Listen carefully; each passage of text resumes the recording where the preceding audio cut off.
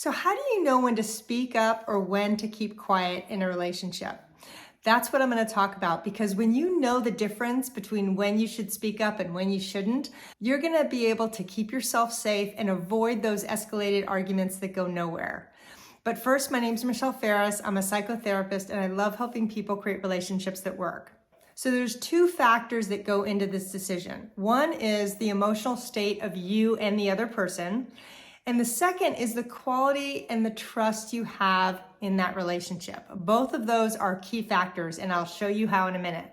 So the first example of when is a good time to speak up is when you're calm and centered. You do not want to do this when you're feeling irritable or annoyed or impatient or you're rushed for time, because that's going to really show in the outcome of this type of conversation.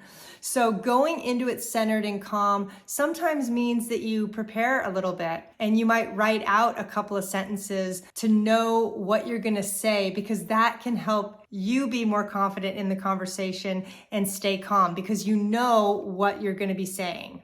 Also, you can do this by using I statements. I statements are really helpful because when we stand up for ourselves, it's really important for us to avoid blame. So if you keep the focus on your concerns, your feelings, your perceptions of whatever's happening, it's a lot easier for the other person to not get defensive. So the calmer you are going into this type of conversation, the better the outcome. Because if you can stay calm and centered, it's going to be a lot easier for the other person to be receptive and hear you.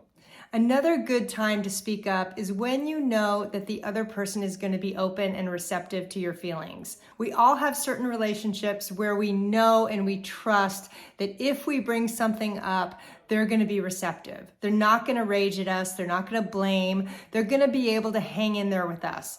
So when you're first starting speaking up, I really suggest starting with those people that you feel safest with, because you want to gain confidence before you consider tackling the more challenging people that may or may not have a reaction.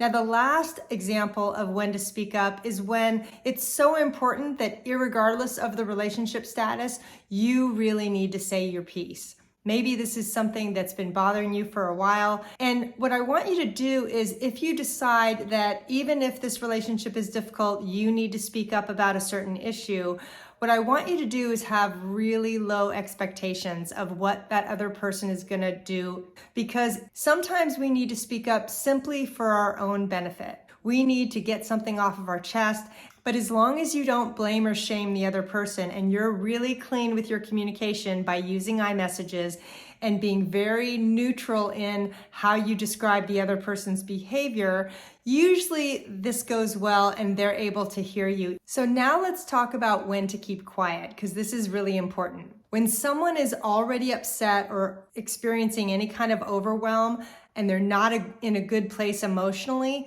that's not a good time to bring things up like this.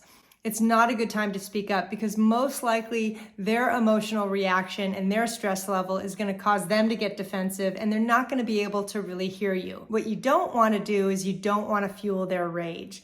You want to just let them be upset and make sure that you're taking care of yourself, because if you bring up a hot topic or try to stand up and advocate for yourself when that person's already upset, they can easily rage at you and start blaming you, and I don't want that for you. Now, another time to keep quiet is when somebody displays narcissistic traits. There's one trait in particular, is when you have someone in your life that tends to be narcissistic and they don't care about your feelings, and you know this about this person, that's not the time to speak up for yourself, because you know it's going to be a losing battle. You know this person is not going to be able to tolerate you having a different opinion or you having some hurt feelings about what happened. And how you know they're narcissistic is that they may turn it around on you, and there's that gaslighting behavior, and they make you feel like it's your fault. Those are not safe people to be speaking up with. So it's really important to notice that. Now, the last one is when somebody lacks accountability. This is someone who never apologizes and never owns their part in a conversation because they see it as a sign of weakness. A lot of people grew up never hearing their parents apologize, so they thought it was a bad thing. So if you have someone that really can't tolerate being accountable for their behavior in any way, you really have to question whether or not it's worth speaking up. And most of the time, in my own experience, it's not. It's really best to keep quiet and find another way to vent those feelings or take care of yourself, because the relationship isn't very healthy when we always have to keep quiet. That's a really important sign. And that's why my relationship checklist, I'm gonna note in the comments, because if you're always keeping quiet and you notice that you can't ever share your feelings or you can't ever speak up and advocate for yourself, because when you do, they either make you feel bad or wrong, that's not really a sign of a healthy relationship.